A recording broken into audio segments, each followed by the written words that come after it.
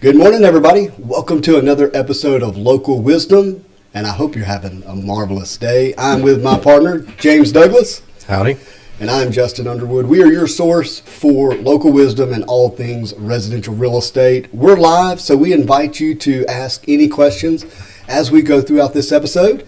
And we're going to be talking about waterfront properties and how it impacts real estate, how it impacts values, and the different types of body of water. We thought this would be a fun conversation, and honestly, I thought it would be fun because James got to spend the weekend on the water. Absolutely. Every weekend I get the opportunity to. How was your fourth? It was good. Very relaxing. It rained all day Saturday, so that was nice. But yesterday was hot and humid, and it was great to be on the water. Yeah, I got a little too much sun yesterday myself. How was yours? It was really good. I enjoyed it. And yesterday I won an epic cornhole match. Oh my goodness! I got to tell you about it real quick. So I know everybody's like, let's hear about your cornhole match. But we're up 20-0, and it's where you have to hit exactly 21 or bust. Okay. Okay. Long story short, the other team came back and tied it 20-20. The bags are on the board. I have the last throw, and the only mathematical way for me to win is to knock two of my opponent's bags off with my bag also going off the board, and I nailed it. Good for you. I absolutely nailed it to win the match. It was incredible. Right. So next time, play by real rules. That bus stuff is not. Yeah, that made it tough because we, anyways, gave the team an opportunity to come back. But you know what? You know who else is back? We're back this week, and we're going to talk about waterfront properties. And James, in my career as a real estate appraiser, learning how to appraise waterfront properties or how to apply the value aspect of water on a residential property took some time. Sure. To really figure out, because not all water is equal. No. Right? And there's different types, and some of it has to do with the way the water moves across the property. Sure. Or along the property. Is all the water located on the property? I mean, there's really a lot of complexity here. Oh yeah, and it does require some local knowledge. Mm-hmm. Specifically. You can have very similar lakes, and one of them valued much more. In our case, Lake Bruin, mm-hmm. compared to where I was at Lake Leyburn, it's just different. It's totally both different. Very nice lakes, but value property-wise is completely different. Yeah, so then you have man-made lakes. Sure, which a lot are. Most of our larger bodies of waters of lakes are going to be man-made. Yeah, they're going to be a forced, dam here or there, spillway. Well, and people call all kinds of things lakes these days. Just because you dug a hole in the backyard doesn't mean that it's a lake. I've seen that. I'm like, that's just drainage overflow. That's true. Yeah. That's not a lake. That's not a lake. Yeah, they have a septic pond and they call it a lake. Yeah. Well, look, let's just talk about them. So we've got ponds. Well, I'm going to go from what I would say is like least to greatest. Okay. Go for it. You have ponds. You're going to have bayous, and that's actually probably going to be more greater than. But I'm thinking maybe like scale of water here. Yes. You're going to have lakes. And actual lakes. Actual lakes, and then you're going to have rivers. Yes. And then lastly, ocean. Right. Which in North Louisiana, we hope that the ocean never gets this far. And my wife keeps asking for oceanfront property, and I'm like, baby, we live in North Louisiana. Yeah. She could use it all the time, Justin. She's talking about owning some real estate along the coast maybe one day. But so come over and join us at Lake Leyburn. So those are your 5 major bodies of water. And let's start with ponds. So would you say that a pond, so just make sure we're all on the same page here, we're talking about you have runoff, like rain runoff water, sure. Sometimes creek fed, yep. And where they dam it up and it puddles up on one piece of property. Yep. Generally, it can cross property lines, and that sure. does happen, and it makes for a lot of fun on who owns the pond, and I might actually talk about that in a second. But it's ponding water on one piece of property, and it's good for, catfish and bass, fishing. Yeah. Or cattle. cattle. I would tell you that cattle need a pond. Yes.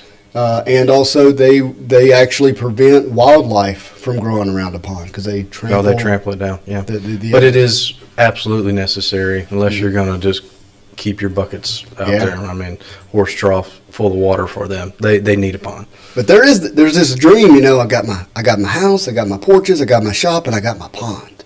Yeah. I mean, so it does impact value. And most of the time, not all of the time. I mean, you've talked about some of the different types of ponds, but if you're looking at an appraisal, this would be under the very bottom of the thing, and it would be under amenities. So it would depend on the appraiser and his knowledge of what's going on in the market. Yeah, and then obviously what the comps say about it. But again, water is as much about view as it is about what it creates in terms of enjoyment for the property. Because one thing I do know about bodies of water is they require additional care as it relates to tending to the edge of the water, mowing or weed eating or whatever type of ground maintenance you're doing there. You also have the issue of the levee itself and what they call the dike that holds the water and is it just an overflow levee? Does it have a drain pipe that sucks water out and pushes out the other side? There's different ways. French drain maintenance in general will go big time into pond usage. So pond does require help, but I would say that it helps a property if it's a well-maintained pond, if it's got some beauty to it in terms of view. You're definitely going to get a premium for the property because most people have just this thought, this idea that they really want that in their life. Yes, that's true. So, a quick story. I sold a house to a friend of ours, and it had a pond. Yeah. The pond was fenced in. It was on the back. It was those 40 acres. Yeah. Had back. You couldn't see it from the house. It's not considered view. Okay. But fenced in all the way around this pond, and so we started asking questions. It had like gates and stuff. Come to find out, it was an alligator pond. The people before had an alligator farm in this pond. So in this case, the pond did not add value. No. It was not anything that was really usable. There's no fish in it. They did get all the alligators out. Yeah. So there was no gators. It's just a big mud puddle. I mean, we do live in Louisiana. There had to be a pond story with alligators. And I remember as a kid living next to a pond and my dad telling me, look, alligators have this natural desire to want, and I don't know if this is true, so, okay, whatever. Dad, if I'm wrong, it's on you. But gators want to go over the levee, like they want to go over the hill. Okay. That they just have this natural urge to do so. Right. And I don't know if that's true, but if they fenced the pond, that seems to speak to that. Sure. No, they didn't want them out. Yeah. No, you don't want them loose running around your 40 acres. Huh? There's also this alligator building there that's like ghosts from alligators past. It was great. Man, that does sound haunting. Yeah, all right. I'll show it. Welcome to the Louisiana Local Wisdom. Sure. All right. So we hit ponds. Let's go to bayous next. We'll keep our Louisiana theme really strong here. We'll see one of these in the top 5. Oh, yeah. So if you don't know, we're going to be doing the top 5 sales from the previous week in Northeast Louisiana. Always a lot of fun. So, with bayous, this is really interesting because how do you define a bayou, right? I'm not going to sit here and say that I looked up the definition of bayou, okay? Right. But what I would tell you is that generally it's a body of water that is off of a river, that is slow moving in pace, and generally you don't see a ton of like rise and fall with the water line. It's slow moving water is kind of how I've always had some thought around it. And in Louisiana, some of the most picturesque views are on the bayou. In Northeast Louisiana, it is it's a pretty picturesque view. I mean, and ULM uses it in their slogan, "Best on the Bayou." So yeah, no doubt. And so we have some of the best bayou water frontage, probably in the world. In the world, I speaking out of turn there maybe, but where else in the world are you going to go see that? Yeah, and that's why when I was listing like the rankings of bodies of water, I was like, well, I feel like I'm putting Bayou too low because we see significant impact on value. Absolutely. With our bayous here. Yes. Bayou Desert is the one that's at the top of my list here. Yep. Some of the nicest neighborhoods, nicest homes, highest sales prices that you're going to see when they do sell, because people like they move and stay there. Oh yeah, absolutely. When they get there, because one of the things that a moving body of water gives you is you may only own a postage stamp lot. Okay, let's just say a quarter of an acre, half acre, which is actually a nice sized lot. But if you have access to the bayou, your backyard's open. Oh yeah. You just put a boat in and you're up and down the river all you want to go. Yeah, you can live with the alligators. Live with the alligators. But here's one of the things that I think people forget about with say Bayou Desert. We'll pick on it for a second. They control that level really, really well, which means you can have a flat yard that has very little cliffing. Yes. Or Slope. That's the word I'm looking for. Thank you. Very little slope, but yet the water line is right there. Yeah, it stays. I mean, Yeah. except in extreme conditions. There's some extreme conditions, and we certainly live in extreme conditions here, it seems like. But for the most part, compared to other bodies of water, it's pretty stable. Yes. Okay. And so what does that do? That gives you an insane view, like right out your backyard. You're not worried about the water being down here. Yeah. I mean, and you have access to it all year because it's right there. Yeah. So that creates a lot of value for these bayou front lots. And Yeah, completely different than the ponds that we talked about. I mean, you can actually use this water. You can boat. You can use this for more than just looking at it. From an appraisal standpoint, I would often think about ponds in terms of acres, like, it's a half-acre pond, it's an acre pond, it's a 2-acre pond, it's a 5-acre pond. Right. When you're looking at bayou, you're looking priced by the foot of waterfront. Yes. So for every foot on the water, that's how you would come up with your unit of measurement to determine the value that being on that water gives the land. Yes. So if you're talking about 100 feet, and if it's getting $4,000 a foot, you're at a $400,000. Yeah, it's a big number, Justin. $400,000 lot Very on the vivid. bayou, and if you're hearing this for the first time in Monroe, Louisiana, let me tell you, that's real, and it's been real for 30 years. Yes. Like, it's not a new thing. Now that's in Monroe. We're going to see one in the top 5 in Sterlington. Oh, that's It's not a $400,000 lot. no. But it's very much a valuable lot. No doubt. So, All right, so we hit bayous pretty hard there. What was next? We had lakes. lakes.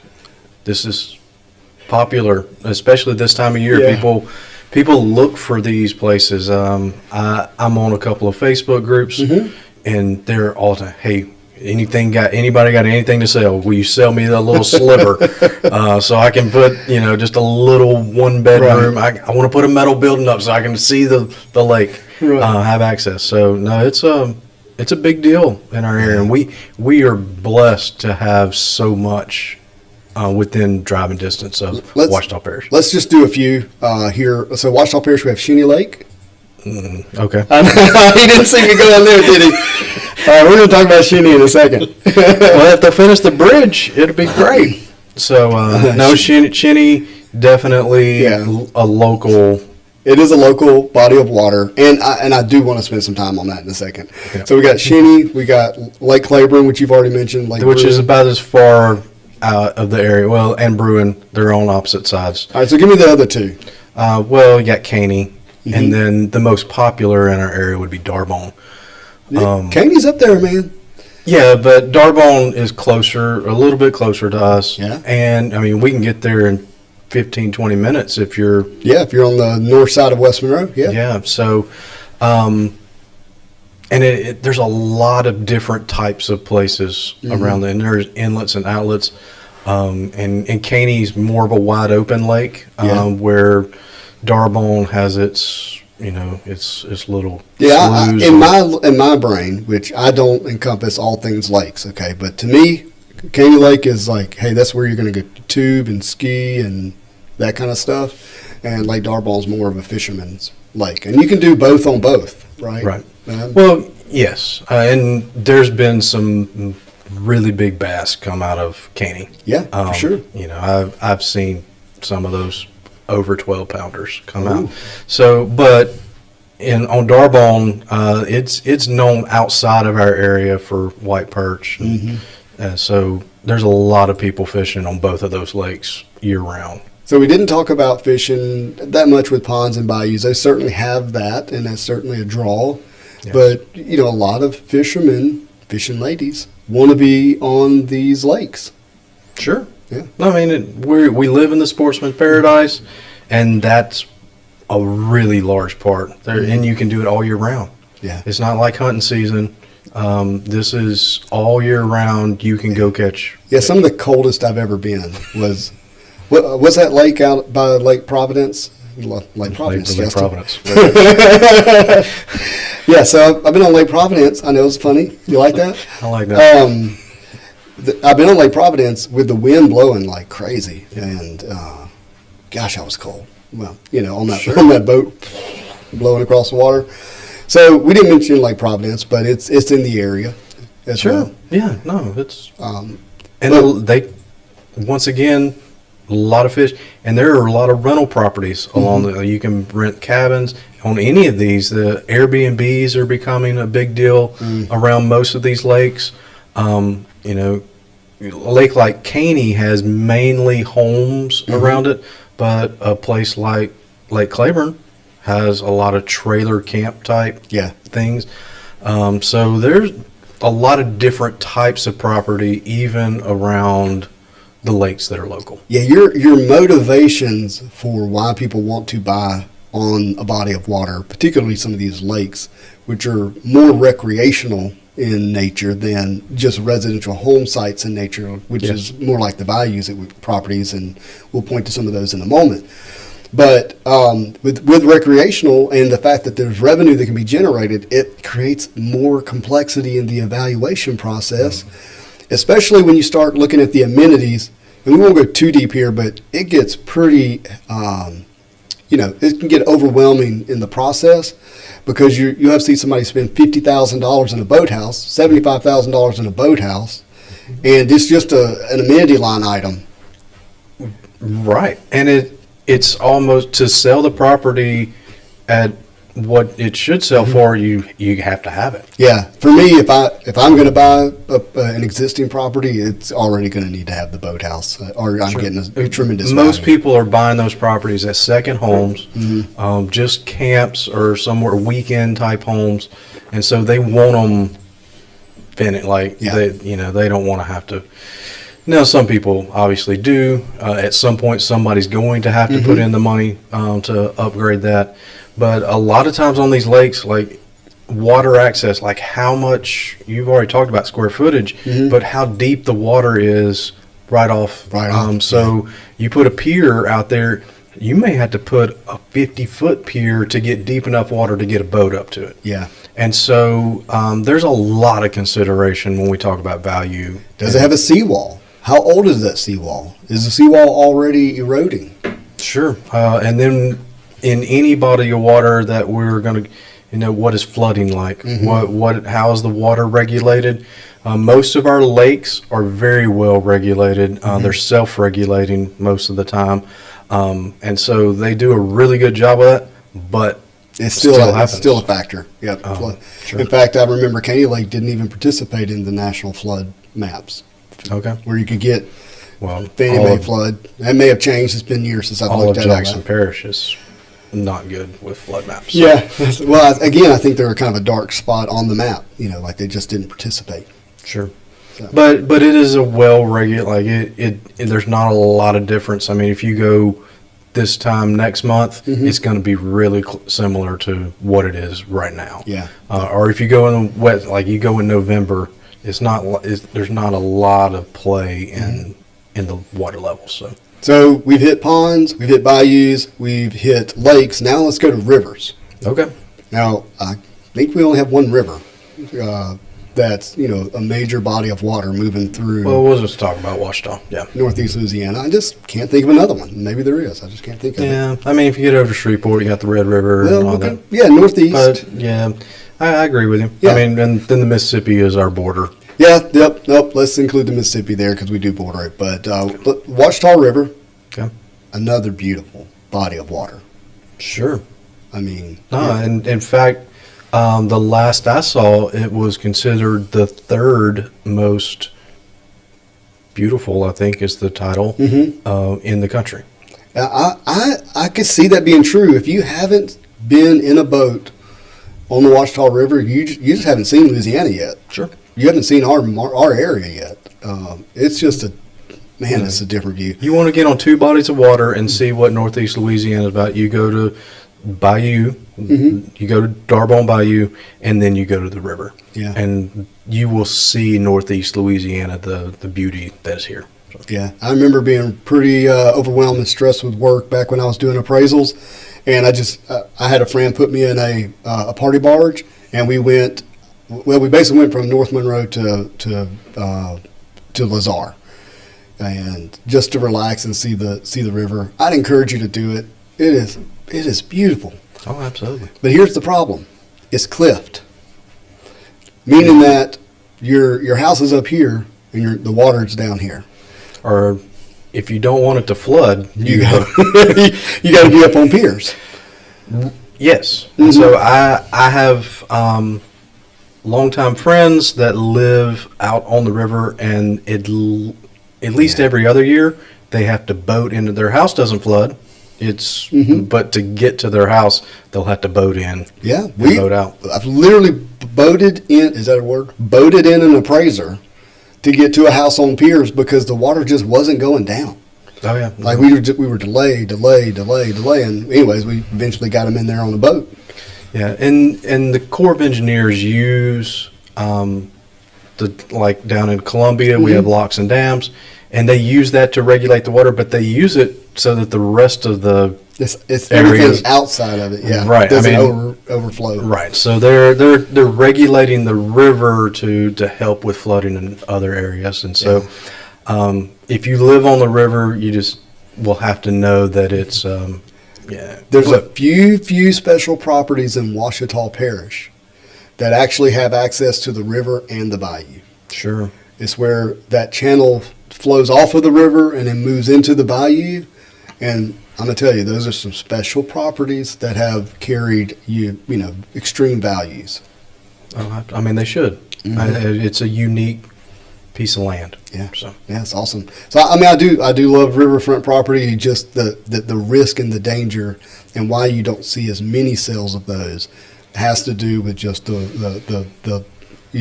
lay of the land. If you go to Google Maps or whatever map program you use and just follow the river down, you'll see there's like little sections of homes here and there, but it is not lined with homes. There's a lot of just raw land attached to the river for this reason. It's not. And when you go north, it's flood prone, and then the highway 143 is really close up against the water, and it creates a barrier. And on the other side is the Darbon Refuge, so you can't do anything with that. It's federally protected. On the north side, you actually have some special properties that have been kind of a diamond in the rough for years. And the people that know, and they've already owned it. Yeah. But it's just not talked about, a lot. We don't talk about Bruno. No, we don't talk about Bruno. And because of that, you have Horseshoe Lake Road, which follows along the bayou that has some really incredible waterfront properties on it that, has been pretty much tied up, with a number of families who have held on it pretty tightly. But there's some big sales back there. Yeah. There's sales all the time. Most of them across the road from. On the other side of the road. Right, so. Right. All right, and then the last one's oceanfront properties, which we don't have any in our market. Look, it's not going to state the obvious here. It's a unique view. You have beaches and sand and, all the different things that people dream and But we do have those properties in Louisiana, just not northeast Louisiana. And so for anyone that's in South Louisiana, I would just say there's a very, very, like we've talked about some of it with lakes, Yeah. but there's even a wider range of types of properties on the Gulf front. I would imagine. I have no knowledge of it in the sense of ever working in it. Yeah, how big of a boat you can get in, how much land you actually own. If any of you ever gone down fishing, there's water covering land that people own, and you're boating over the. Oh, wow. If the water gets over 36 inches deep, it becomes public access. Yeah, and we're not going to get into all of what that means, these riparian rights, as they Yes. call them. Depending on how the water moves, can people come to your private property that you think is yours and yours only? It's it becomes a thing when flooding happens. Yeah. Typically, especially the river, there are a lot of sloughs and ponds that will rise with water, and people can access those from the lake or the river. And you say, "Well, I own this. You own everything," but if the water rises to a certain, A lot of times that language is water's edge. Yes. Is the property line. So we won't get into that because we've already running a little long here. But make sure when you're buying property that is situated on I'll call it a public body of water, for lack of a better term. Make sure you spend time with your title attorney to understand what the rights are of you as the landowner and the rights of those in a boat that are coming down the water. Yes, if it's connected to another body of water in any way, even in flooding times, you need to make sure you understand your rights. Yep. So, All right. Well, we've covered a lot of ground in terms of different types of bodies of water and what gives them value. And now we're going to move into our top 5 sales of last week, the last 7 days. Yes. So up until yesterday, number 5. Let's do it. $415,000 in West Monroe, new construction. This is on Eagle Ridge Lane. So this is an interesting one. Does it say waterfront view? No. Okay, I believe this is along the Crowley Park area. Okay. I think it's off of Good Hope. It is. And one side of the road has a view of that I'm going to call it a pond. Yes. Some may call it a lake, and I respect you. But it's a really large, nice body of water that's a pond.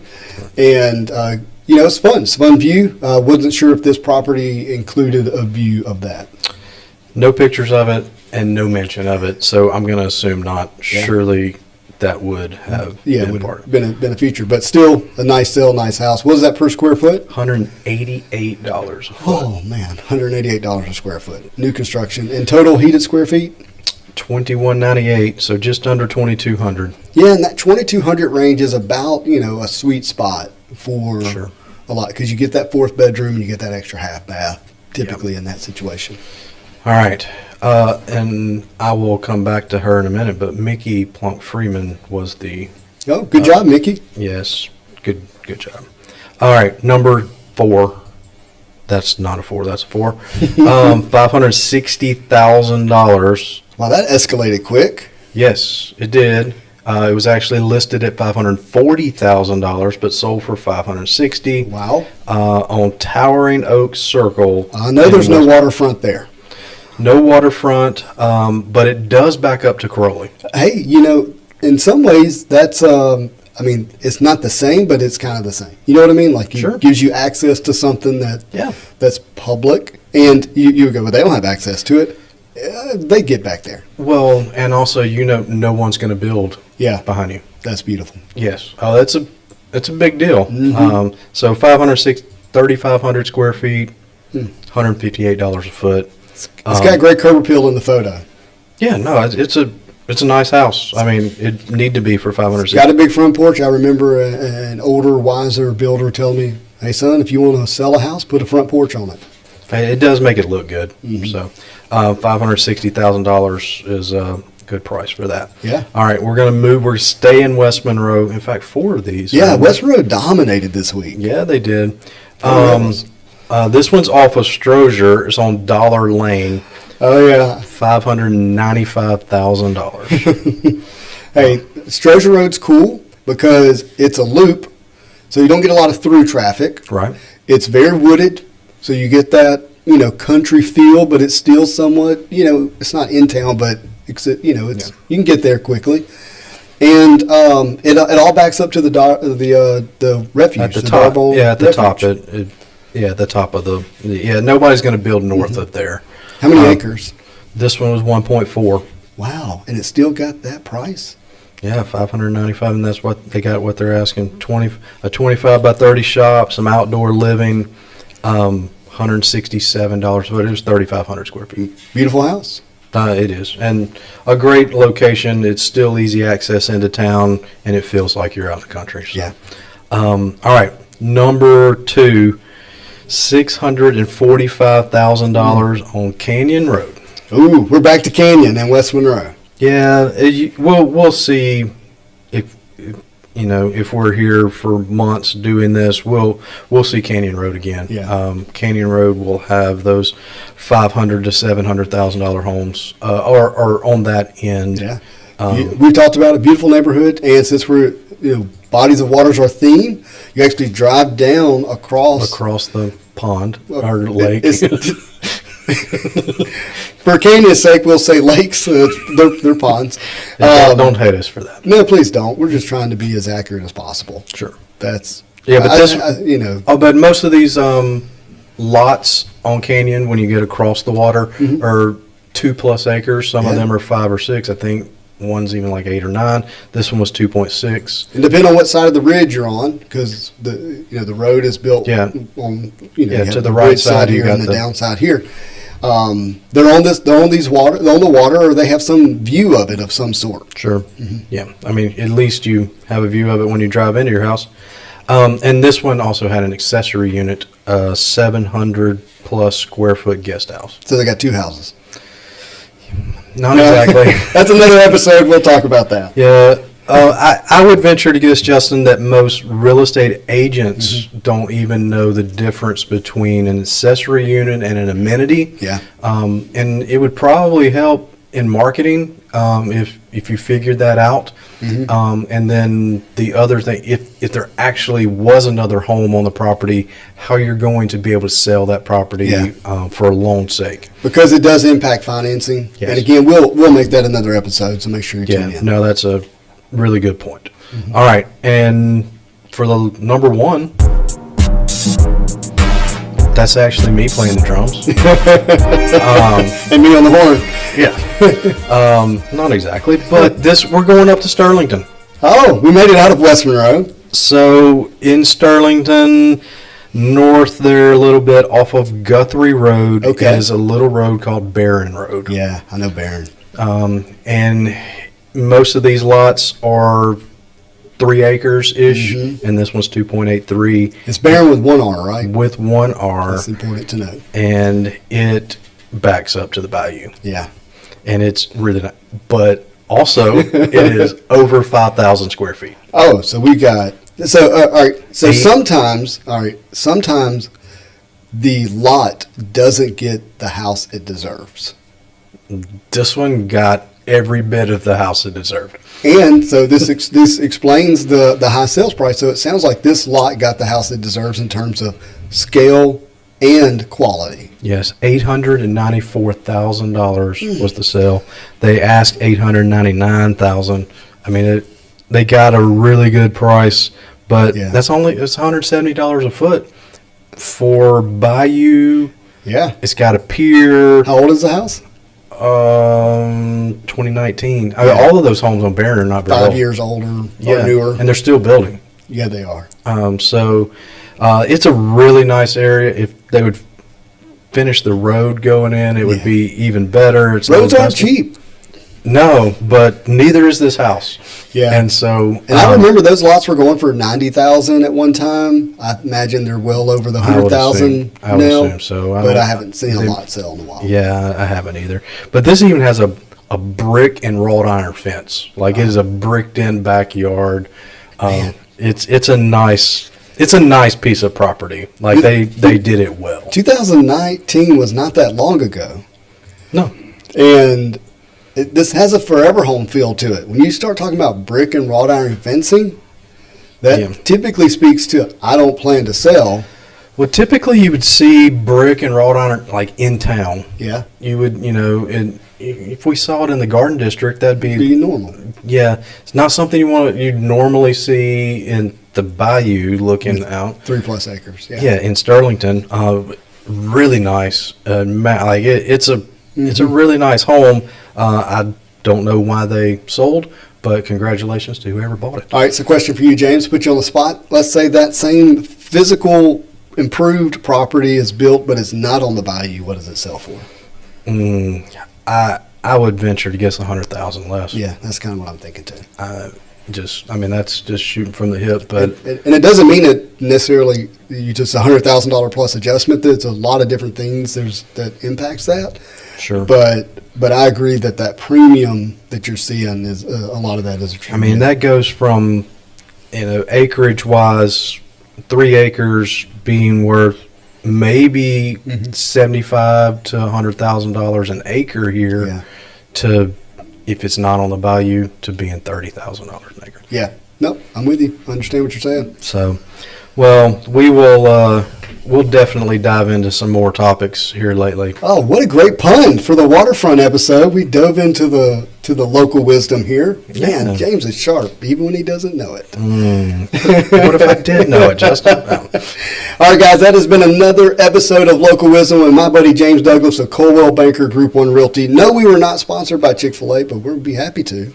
Hey, David, if you're listening. David, if you're listening. And I'm Justin Underwood of Origin Bank. I am your residential home loan expert. If you have home loan needs or questions, feel free to reach out to me. Me and my team will surely take care of you. Absolutely. Yeah. Leave us a comment. If you have any questions, we'll be sure to respond to those. And as always, I hope you have a marvelous day. Have a good one.